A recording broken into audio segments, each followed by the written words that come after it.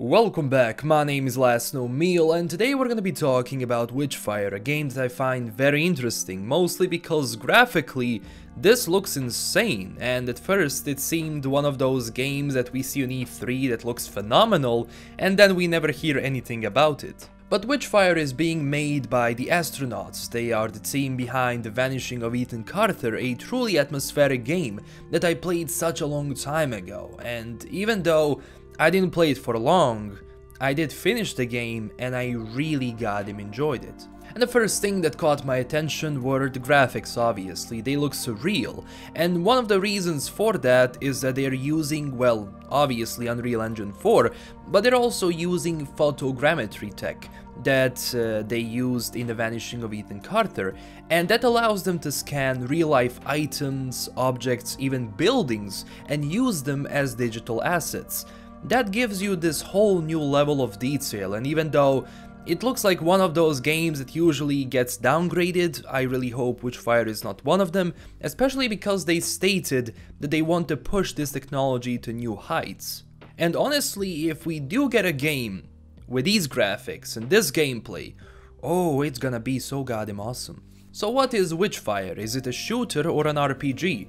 Well, the game is primarily a shooter which is going to take you to new lands where monsters and the undead roam the land. If you played Painkiller, you kinda know what to expect. But at the same time, this is developed by the people who worked on Painkiller and Bulletstorm, and one thing I always enjoyed with those games are shooting mechanics.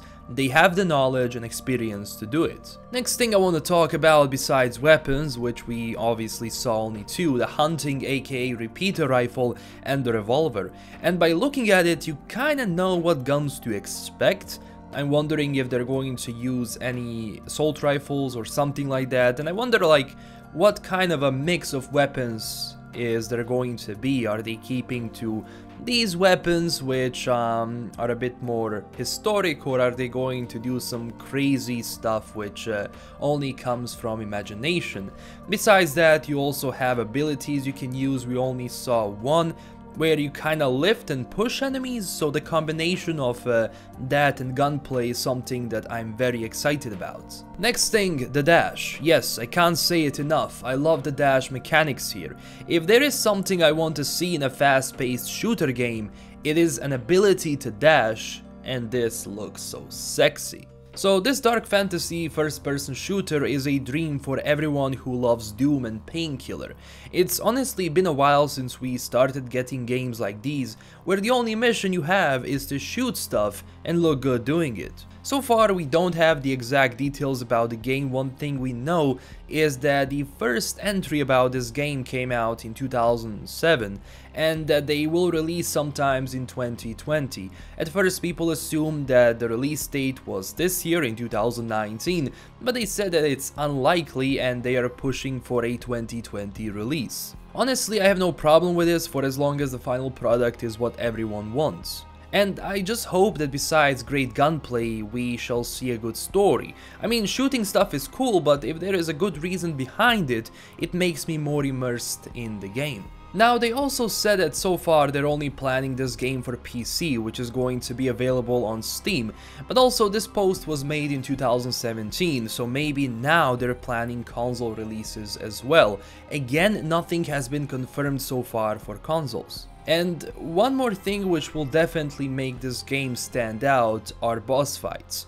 You know, besides killing normal mobs, I really want to see an interesting boss fights, because if every boss fight is the same, the game is going to become repetitive, and there is nothing worse than having a shooter game which becomes repetitive. No one wants to play that. So including bosses which are going to have, you know, tactical approach to it, that they use different kinds of attacks when they when you deplete their health, that they change their ways of attacking, that they become more agitated or more dangerous. You know, those are the things I definitely want to see in a game like this.